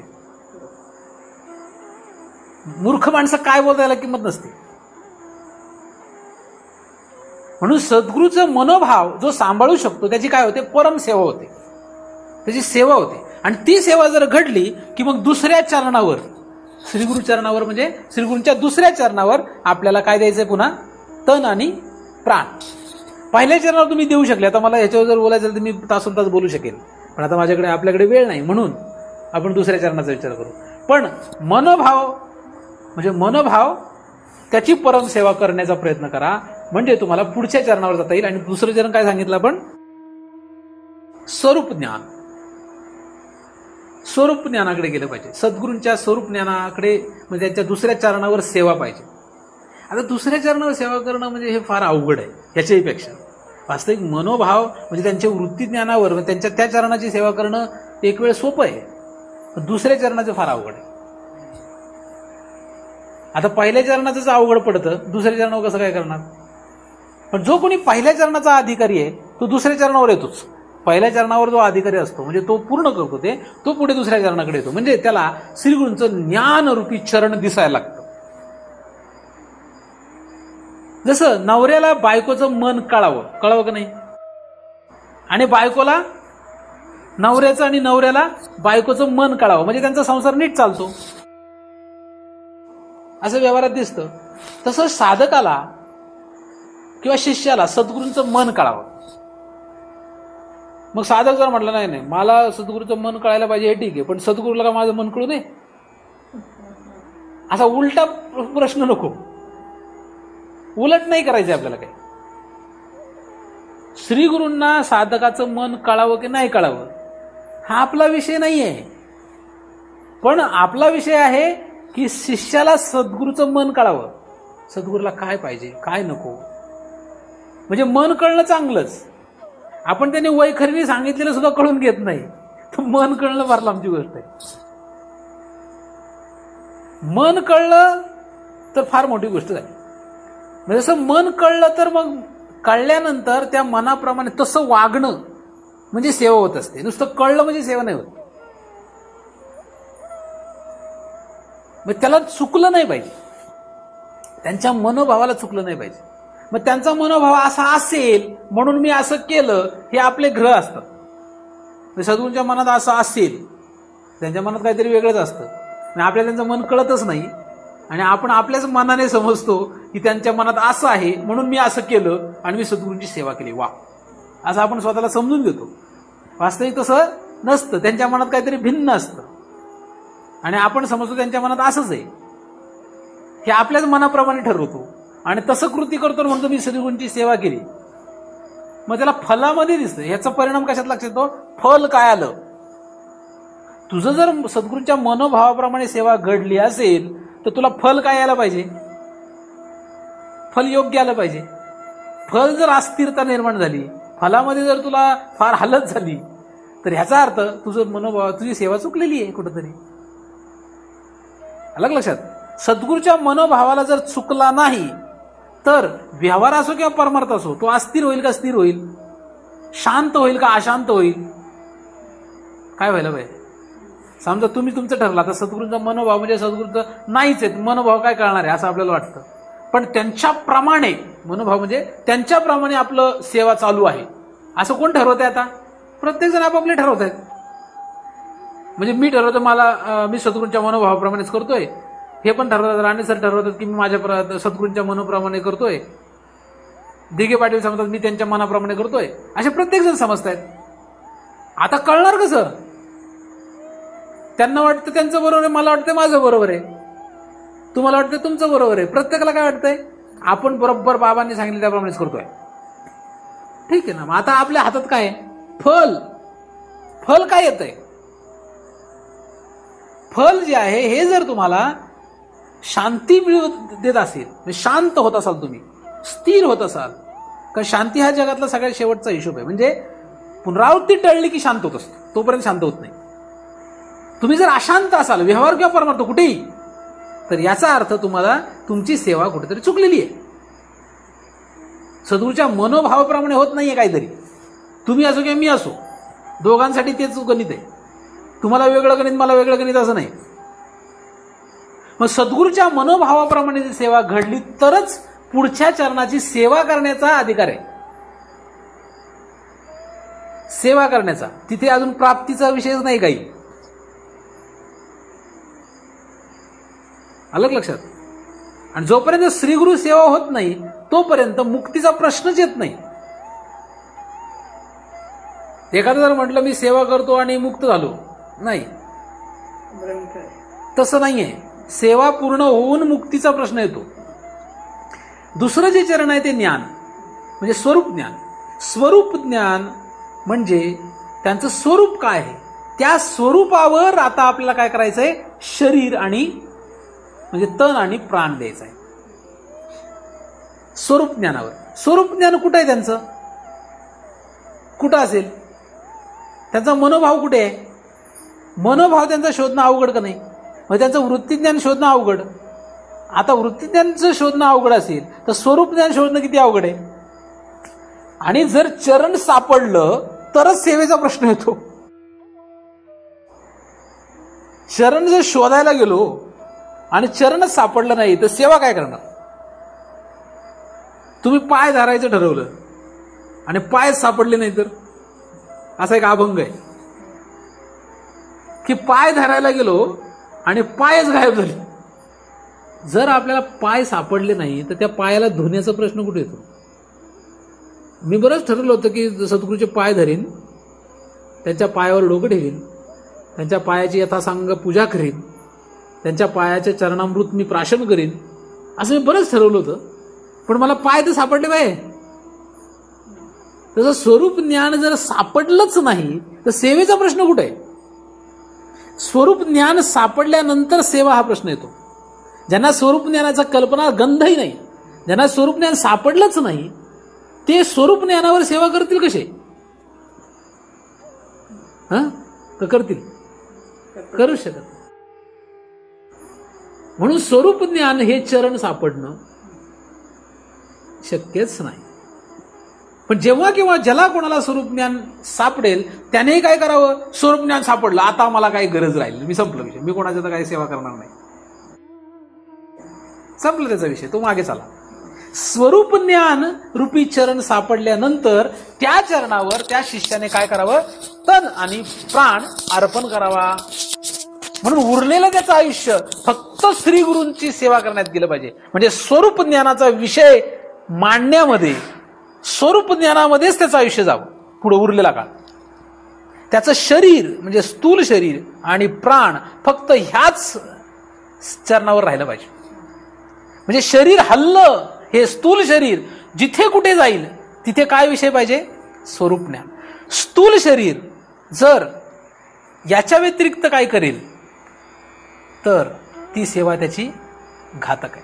त्याला ती सेवा होऊ शकत नाही, त्याला त्या सेवेचं फल मिळूच शकत नाही, कारण ती सेवाच त्याची लोपली. म्हणून स्थूल शरीर आणि प्राण हे दोन्ही त्याचं स्वरूप ज्ञान रूपी चरणावरच राहिले पाहिजे. कुठपर्यंत? जोपर्यंत त्याचं फल येणार नाही. हा त्याचं फल काय हा विषय नंतर. परंतु याने काय केलं पाहिजे? म्हणजे शिष्याने पहिल्यांदा या चरणावर, नंतर या चरणावर, पण पहिल्या चरणाची सेवा घडल्याशिवाय दुसऱ्या चरणावर जाऊ नये.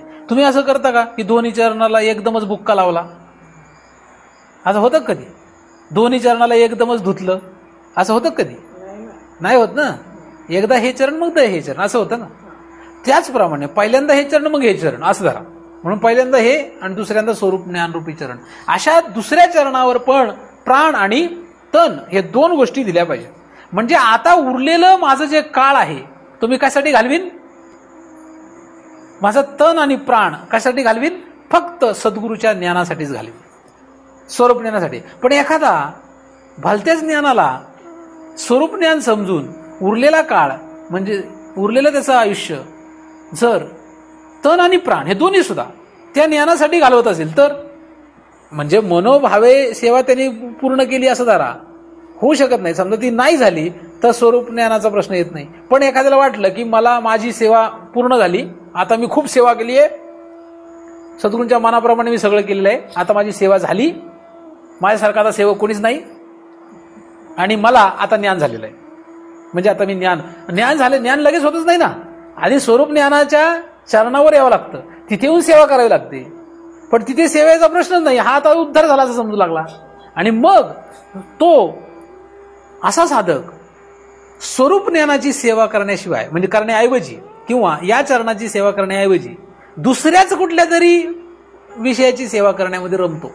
त्याचं तन आणि मन, त्याचे प्राण हे दोन्ही जरी तिथे गुंतलेले असले, तनाने आणि प्राणाने जरी तो ते करत राहिला तरी सुद्धा त्याची स्वरूप ज्ञानाची सेवा पूर्ण होत नसते. आणि म्हणून तो जन्म मरणाच्या फेऱ्यातून बाहेर पडू शकत नाही. जन्म मरणाच्या फेऱ्यातून बाहेर जर पडायचं असेल तर त्याच्या दुसऱ्या चरणाची सेवा होणं गरजेचं आहे.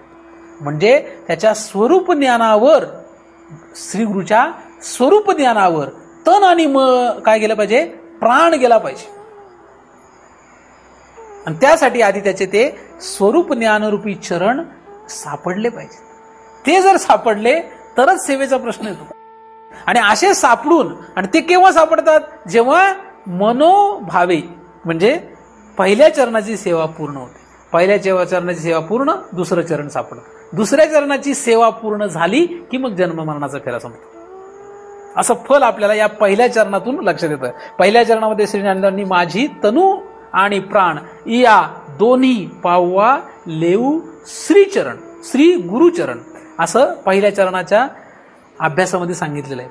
त्यासाठी त्यांनी पुढे दुसरा पुन्हा एकदा अभ्यास पुढे मांडलाय, तो म्हणजे करू भोग मोक्ष निंब लोण पाया तया. निंबलोण म्हणजे, निंबलोण करणे म्हणजे काय?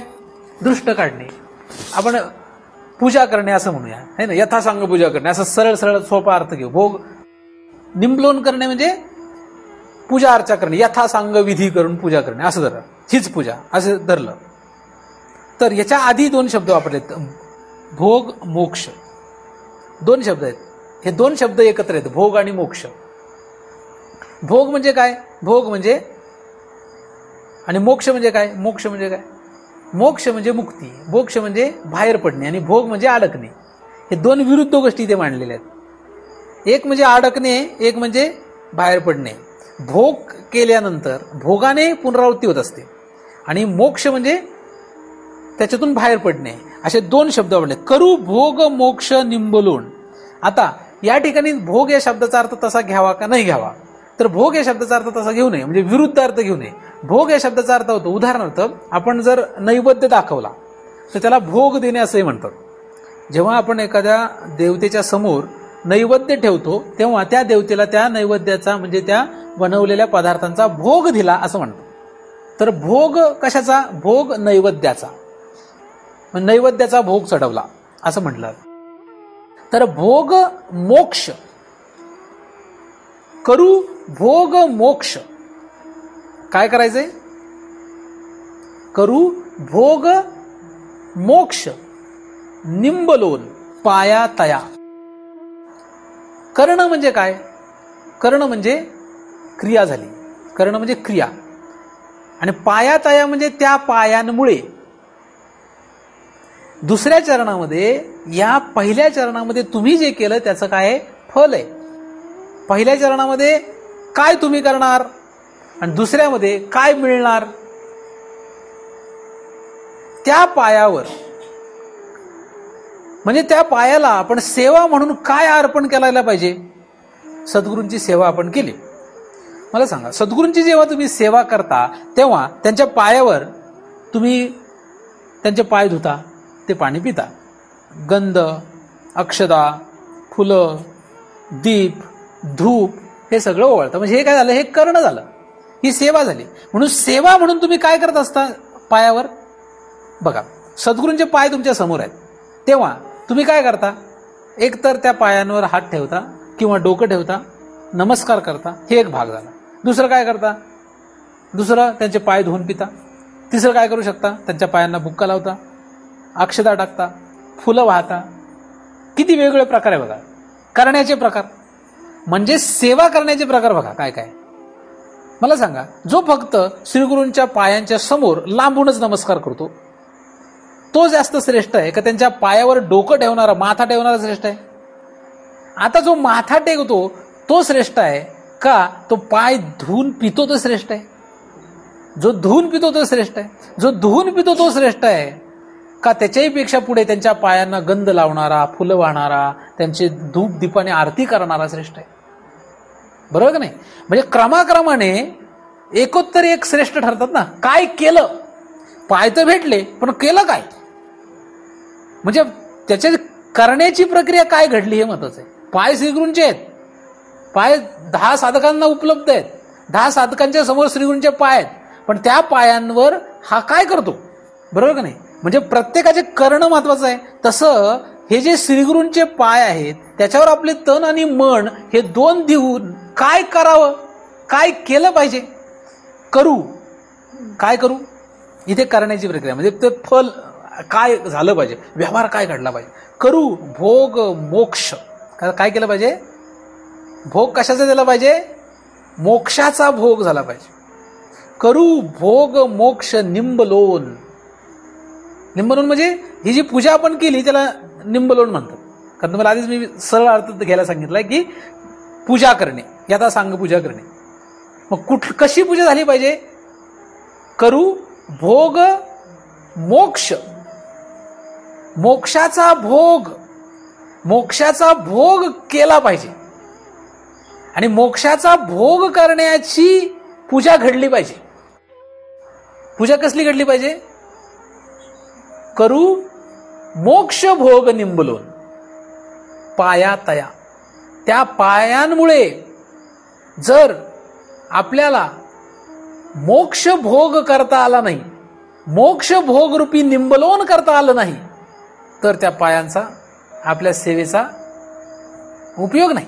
कारण की जर आपण पायांच्या सेवेमध्ये असे वेगवेगळे प्रकार पाहतो तर सर्वश्रेष्ठ करणं कुठलं ठरतं? करू मोक्ष भोग निंबलोन, पाया तया. त्या पायांमुळे किंवा त्या पायांवर, त्या पायांच्या साह्याने आपण काय करावं? नुसतं डोकं ठेवू नये. नुसतं डोकं ठेवून काय उपयोग नाही. नुसती सेवा करावी नाही. त्याच्यातून काय केलं गेलं पाहिजे? करू मोक्ष भोग निंबलोन किंवा करू भोग मोक्ष निंबलोन. कराल काय? असं करणार काय? असं केलं तरच उपयोग आहे, नाही तर काहीही उपयोग नाही. जर आपल्याला मोक्ष भोग निंबलोन करता आलं तरच आपली सेवा. आणि जर आपल्याला मोक्ष भोग निंबलोन करता नाही आलं तर आपली सेवाच घडलेली नाही. काय घडलं पाहिजे? काय पावलं भेटली आणि भोग मोक्ष नाही झाला, म्हणजे मोक्ष भोग निंबलोन झालं नाही. मग ह्याला उणीव कोणाची? श्रीगुरूची.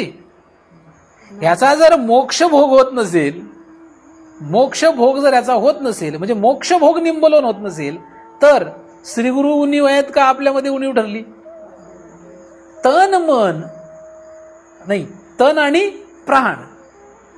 मन इथे धरलेलं नाही त्यांनी, पण तन आणि प्राण या दोन गोष्टी जर आपण दोन चरणावर टाकल्या, तिथे जर सेवा केली तर पुढे काय होणार आहे? आपोमत होईल. करू म्हटलं जरी असलं तरी त्यांनी तिथे फल सांगितलंय की या फलाची प्राप्ती जर झाली तरच तुमचं आधीचं बरोबर आहे, किंवा आधीच्या चरणामध्ये काय केलं म्हणजे काय होतं असं दिलेलं आहे. परंतु तरी सुद्धा दुसऱ्या चरणामध्ये करू हा शब्द वापरल्यामुळे तिथे असं फल प्राप्त करू असा अर्थ घेतला पाहिजे. करू या शब्दाने काय घ्यावं? असं फल प्राप्त करू.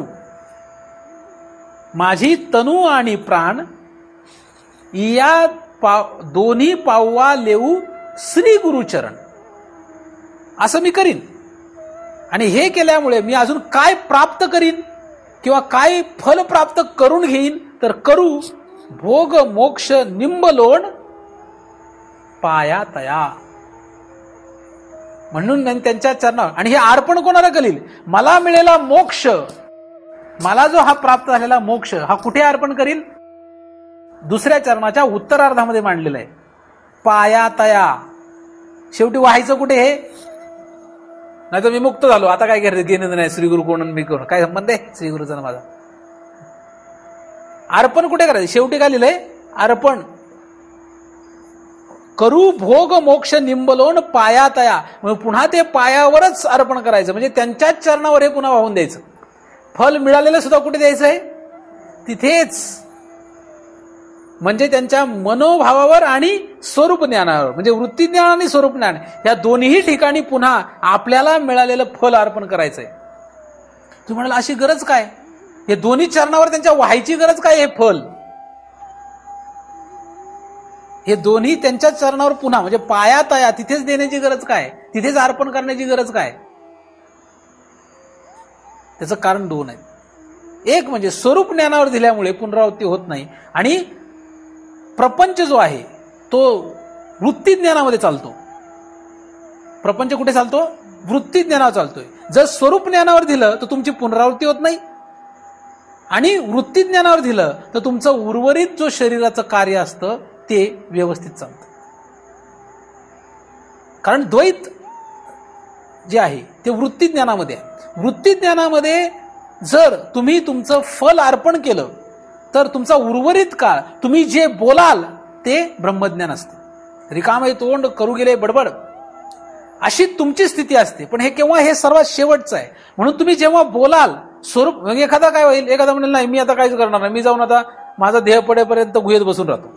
तसं नाही, त्याची एक जबाबदारी येते. त्याला एक पुढे काय करावं लागतं, त्याला वृत्ती ज्ञानामध्ये म्हणजे जगतमध्ये त्याला परंपरा म्हणून ते दुसऱ्याला ज्ञान द्यावं लागतं. पण हे केव्हा आहे, जेव्हा तो या पद्धतीने तिथपर्यंत परंपरेने येतो तेव्हा. आता जगामध्ये लोकांना ज्ञान नाही आणि तरी सुद्धा लोक ज्ञान देतात, तो भाग निराळा, त्याची फळं त्यांना जे मिळायची मिळतील. परंतु वास्तविक जेव्हा परंपरेने हे ज्ञान अशा स्वरूप ज्ञानाकडून येतं तेव्हा तो जंगलात जाऊन बसू शकत नाही, किंवा जंगलात जरी बसला तरी तिथे सुद्धा त्याला कोणाला तरी ते बोध करणं गरजेचं आहे. तर तो वृत्ती ज्ञानामध्ये आहे आणि वृत्ती ज्ञानाचं भोगमोक्ष निंबोलन झालं असं होईल. म्हणून दोन्ही पावलावर तो पुन्हा आपलं जे काही फल मिळालं ते अर्पण करतो. तर अशा रीतीने त्याला ते अर्पण करता येतं, एका पावलावर नाही. म्हणजे स्वरूप ज्ञानापासून वंचित होत नाही, म्हणजे पहिल्या पावलाला सोडत नाही आणि दुसऱ्या पावलावर तर मात्र राहतो.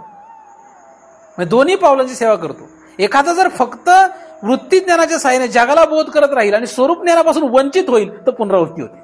म्हणून दोन्ही पावलावर, दोन शब्द काय म्हणतात, दोन्ही पावलावर त्याचं झालं पाहिजे, एका पावलावर नाही.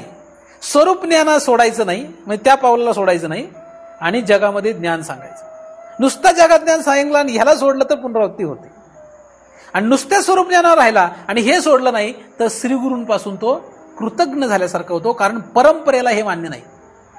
जाळू नये नाव पावलेनी पार.